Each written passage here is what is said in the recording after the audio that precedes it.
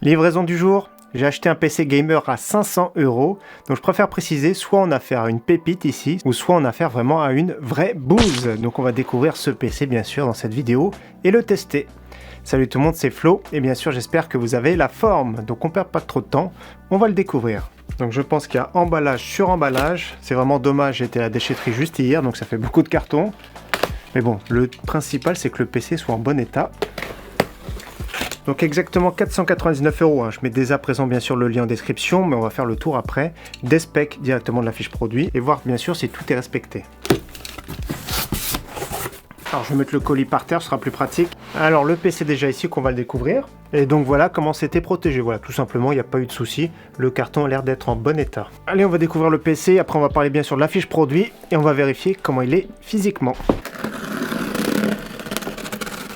Donc c'est un PC de la marque Shinobi, déjà ça fait pas très rêver. Donc moi je me suis arrêté sur celui-ci, bien sûr c'est le moins cher parce que les specs sont vraiment super impressionnantes par rapport au prix. Il y a plusieurs choix disponibles, je vais vous en parler après. Donc déjà des visseries supplémentaires, cordon d'alimentation, voilà petite pochette, je sais pas pourquoi. Allez c'est parti, on va le démouler.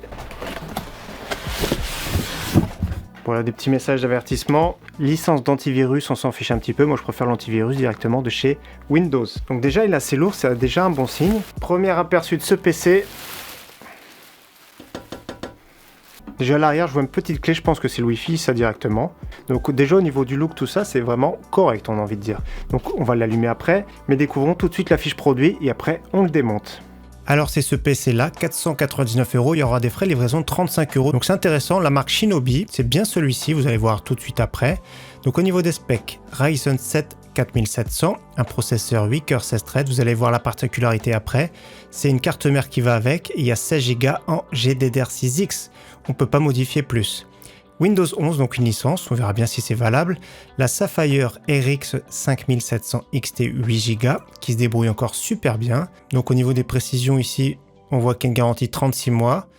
On voit un petit peu de spec, on voit le Wi-Fi Ryzen 7 5700 XT. On descend un petit peu plus bas, ils disent que c'est pas un chip PC, alimentation Cooler Master de 750 watts, Windows 11, etc. Donc on regarde un peu plus bas les specs en détail. Donc le Ryzen 7 4700S, 16 threads, jusqu'à 4 GHz en turbo. Nous avons 16 Go en GDDR6, donc c'est soudé, on ne peut pas l'étendre. SSD d'1 Tera, Sapphire RX 5700 XT. Le Wi-Fi, donc Wi-Fi on va dire entrée de gamme. Windows 11 original, Office 2010, donc là c'est vraiment bien, et antivirus. Donc on va vérifier tout ça. Autrement, j'ai repéré deux offres qui sont vraiment bien de la marque Shinobi justement. Ça va être le même boîtier.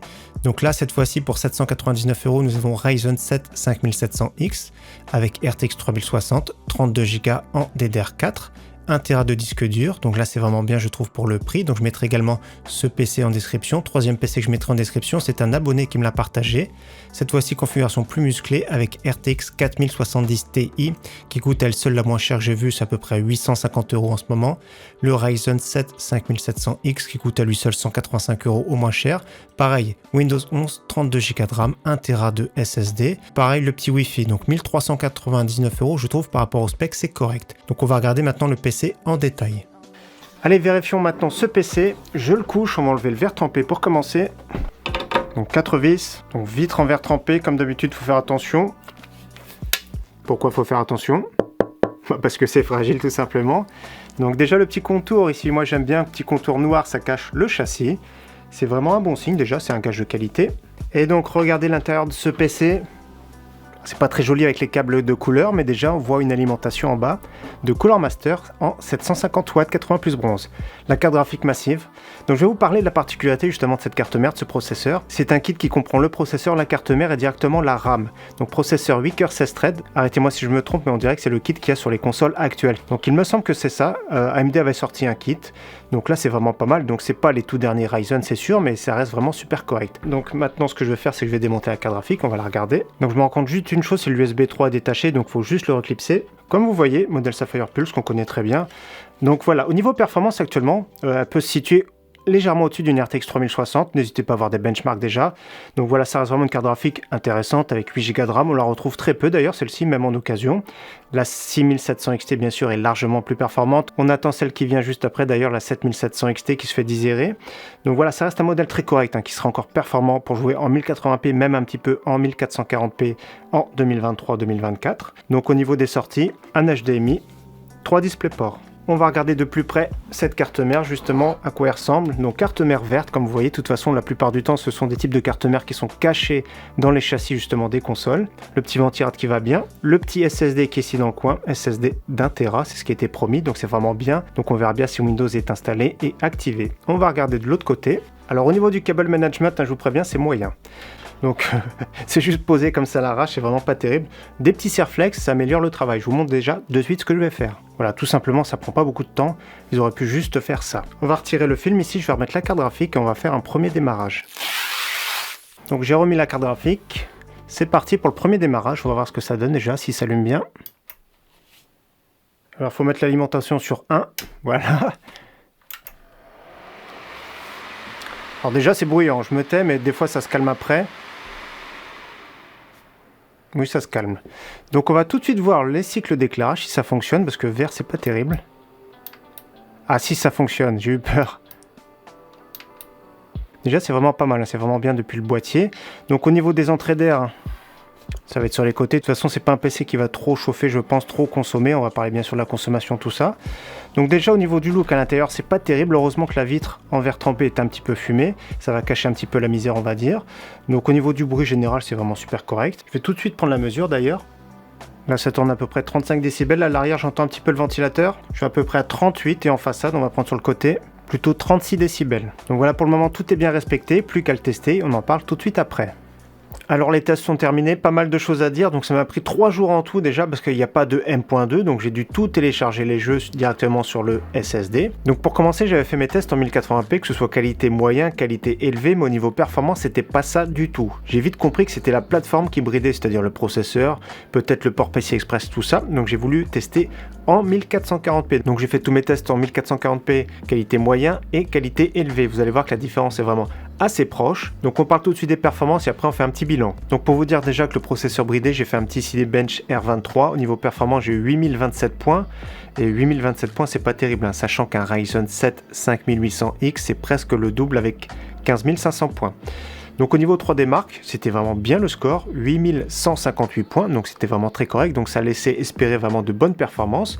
Donc j'ai testé des performances sur 10 jeux, je vais vous dire en premier en qualité moyen et après en qualité élevée. Le premier jeu testé c'était Cyberpunk, en qualité moyenne c'était 65 de moyenne, en qualité élevée 51 de moyenne. Forza Horizon 5 en qualité moyenne 62, en qualité élevée 57, Tomb Raider en qualité moyenne 76, en qualité élevée 75, donc vous avez vu c'est vraiment hyper serré sur certains jeux.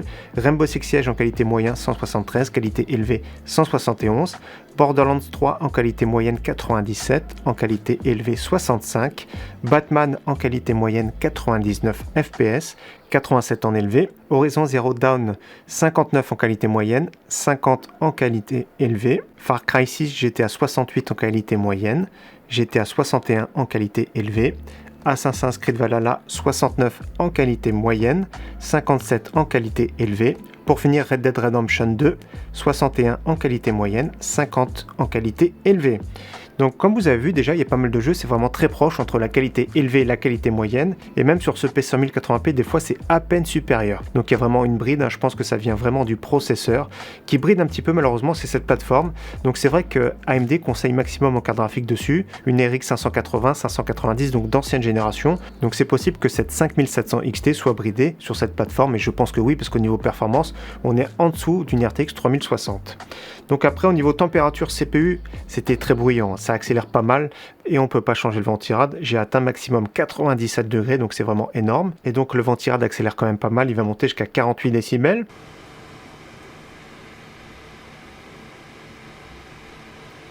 Au Au niveau de la température de la carte graphique, pas de souci avec 71 degrés. Au niveau de la consommation maximum du PC à la prise, 320 watts. Donc bilan mitigé sur ce PC. Déjà pour le prix c'est vraiment très bien. Il permet de jouer, ça c'est vraiment top. L'inconvénient de ce PC pour moi ça va être au niveau bien sûr du bruit. C'est un petit peu désagréable quand ça va accélérer. Je sais pas si ça fait un peu le bruit des consoles tout ça, mais c'est vraiment assez strident. Donc c'est pas trop agréable en soi. Si vous jouez avec un casque et que ça vous dérange pas, tant mieux. Après au niveau performance, celui-ci, voilà, faut pas être trop exigeant. Les FPS sont quand même assez stables sur certains jeux, notamment Forza Horizon 5, c'est vraiment stable. Il n'y a pas besoin de monter très haut en FPS. Donc on va dire faut pas être trop exigeant, mais pour jouer à 1440p dans de bonnes conditions, ça reste vraiment un PC raisonnable, surtout pour ce prix-là. Donc je le rappelle, 535 € livré. Donc est-ce que c'est une pépite? J'ai envie de dire oui et non malheureusement. Donc je m'attendais un tout petit peu plus, mais ça reste vraiment un PC vraiment super correct avec un look gamer. Donc je le rappelle, hein, le lien de ce PC en description. Il y a d'autres PC de la marque Shinobi, il y en a deux qui sont vraiment corrects. Je mettrai également les liens en description. Donc encore une fois, merci à tous d'avoir suivi cette vidéo test et j'espère qu'elle vous aura plu. Je vous dis à très bientôt sur ma chaîne. Ciao, bye!